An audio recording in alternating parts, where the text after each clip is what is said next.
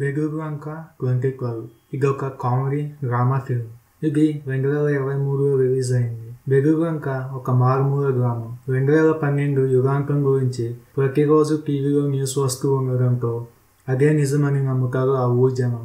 అయితే భూషణం అతనితో ఉండే బ్రహ్మం అండ్ డానియల్తో కలిసి ఆ ఊరు మొత్తాన్ని తన యుగాంతం నుండి రక్షిస్తానని చెప్పి ప్రచారం చేయిస్తారు. దానిని ఆ ఊరి ప్రజలతో పాటు ప్రెసిడెంట్ కూడా నమ్ముతాడు.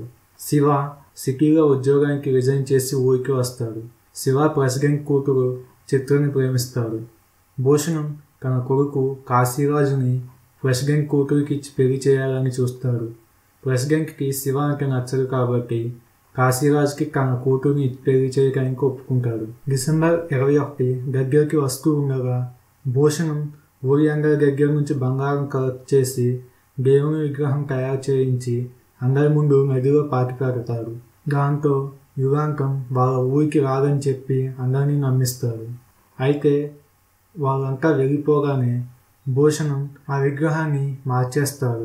ఆ విగ్రహం తయారు చేయడానికి ఊరంతా బంగారం ఇస్తారు, ఒక్క శివ తప్ప. అందుకే అతన్ని ఊరి నుంచి వెళ్ళిపోమని చెప్తారు. శివ చిత్రకి ప్రపోజ్ చేసి అక్కడి నుంచి వెళ్ళిపోతాడు. డిసెంబర్ 21న కాశీరాజు చిత్రకు పెళ్లి ఫిక్స్ చేస్తారు. అయితే శివ ఆ పెళ్లిని ఎలా ఆపాడు, భూషణం చేసే మోసాన్ని ఎలా బయటపెట్టాడు అనే విషయాలు మూవీ చూస్తేనే తెలుస్తుంది. ఇంకా రివ్యూ విషయానికి వస్తే మూవీలో అందరి యాక్టింగ్ చాలా బాగుంటుంది. Story line, unique concept and narration ఈ మూవీకి పాజిటివ్ పాయింట్స్.